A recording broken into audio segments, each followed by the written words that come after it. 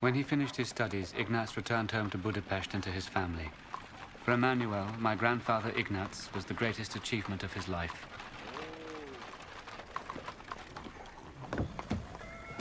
Ladies and gentlemen, I give you Dr. Ignaz Sonnenschein, Doctor of Law in the Austro-Hungarian Empire and Kingdom of Hungary, who has graciously come home to live with us. Now, hurry up, son. May I have your mother's waiting.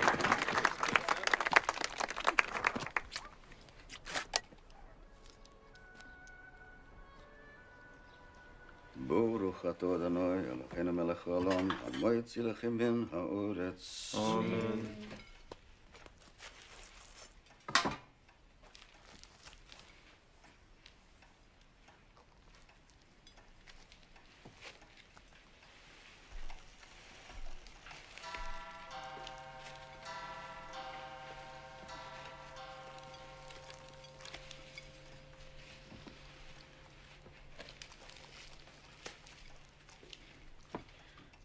We ask Almighty God to bestow his blessing on you, my son. You also remember with gratitude my dear father, Washolem, who perished in a tragic fire, but left us with knowledge that has enabled the Sonnenschein family to progress from village tavern keepers to city lawyers. Come in, Sonnenschein. Come in. Sit down. Cigar? Oh, no, thank you. You don't smoke? Yes, I do smoke. Then have a cigar. Go on, please. Everyone speaks highly of you. They say you are incorruptible and quite learned. We are considering you for the Central Court.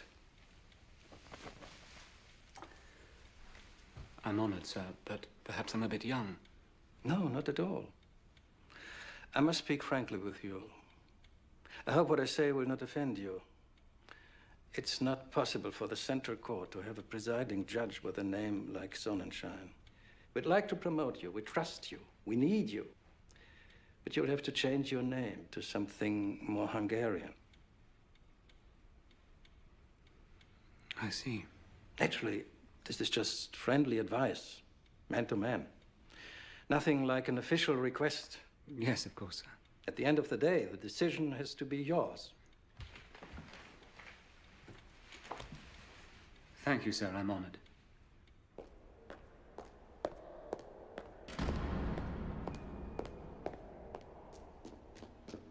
What do you think of first when you hear the name Sonnenschein?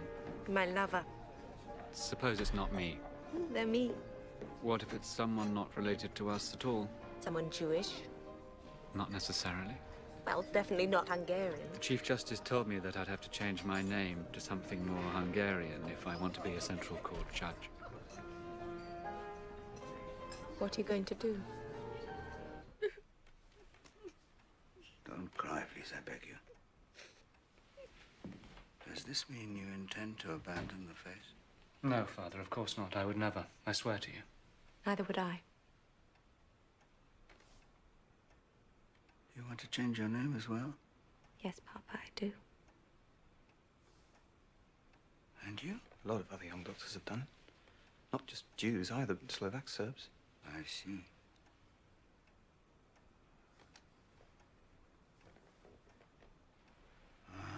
Names are not given to us by God. I have a second serving of carp, Mrs. Sonnenschein. It's beautifully prepared. What about Shoyom? Sholti? Shomlo. I have it. Shorsh. It means the same thing in Latin and in Hungarian. Prophecy, fate, destiny, task. Dr. Gustav Schorsch. Couldn't we pick a more common name? Schwartz is perfect. The Minister of the Interior has approved your application. The name Dr. Ignaz Sonnenschein is changed to Dr. Ignaz Schorsch. Please sign the declaration.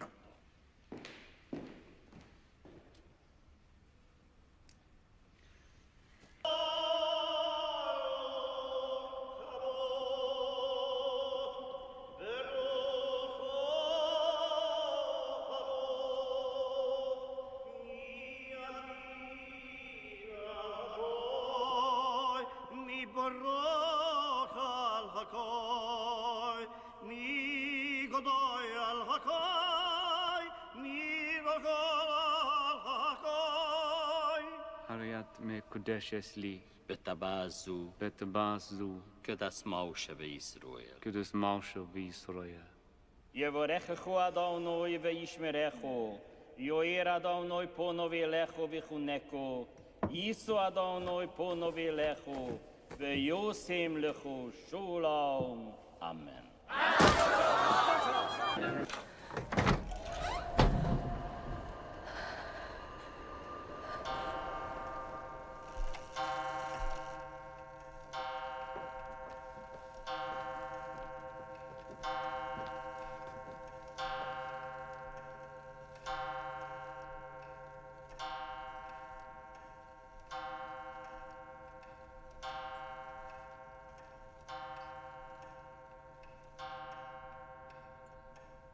The 19th century is over. Long live the 20th century! Happy 20th century, Mama.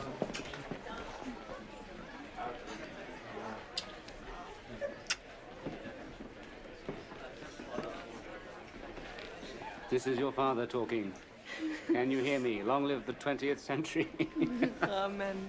I predict this will be a century of love, justice, and tolerance. Yeah, well, as long as we have our health, we'll work the rest out somehow. Happy 20th century! Come in. Delighted to see you. Please, sit. Thank you. Let me just get straight to the point. Would you like to stand for Parliament? Seriously. What are you suggesting, Excellency? We find an appropriate district and put your name on the party's ticket. I don't think I could. Why not? You're young, ambitious. Your hands are clean. People think you're clever. You're living proof that the monarchy is enlightened and supportive of middle-class values. Frankly, it's a challenge that's tailor-made for you. My grandfather was fiercely tempted by this invitation to join the ruling class. You must feel so honoured that refined, influential gentlemen appreciate you. Excuse me, Mother, but thanks to the influence of these refined gentlemen, there has never been such rampant corruption, such miserable living conditions for working people than there is at this very moment. Well, you're exaggerating, Gustav. Exaggerate? You come with me to my clinic, Mother. You see tubercular, gout-ridden, undernourished workers and their emaciated, half-starved children. Come with me on house calls to dank, musty rooms where people sleep three to a bed. Old people sleeping on kitchen floors. Ask bakers why people steal crumbs from the floors of their wagons, why people line up to buy stale bread. You're describing conditions in the poorest slums. You can't expect the government to change things Why not? overnight. Well, I would be ashamed if my husband were to stand for office in such a corrupt government. I mean, wouldn't you all be ashamed of him? I mean, honestly. Wouldn't you be ashamed of yourself? All I've said is that I've been asked to stand for election, nothing more. Getting desperate. The monarchy's become so weak, they'll grab anyone that makes them look respectable. We're proud you've had this offer, son. It proves that your education has been of value, that you do your work well, that you're respected. But our people must never climb too high, even when they're invited to. The man who comes from somewhere else is always suspect. At some point, we must stop and accept this.